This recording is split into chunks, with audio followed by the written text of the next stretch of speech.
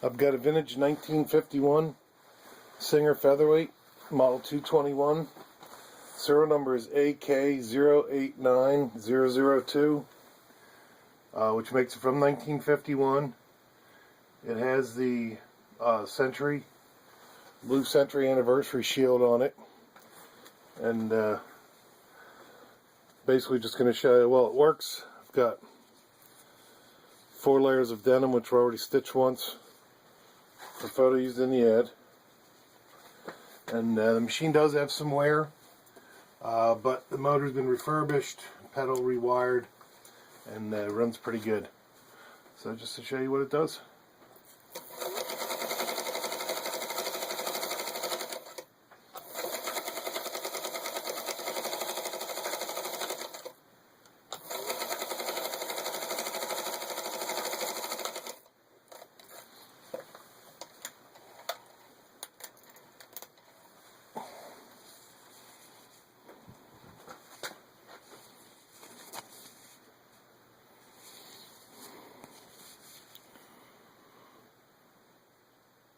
There you can see it's got equal stitch on both sides.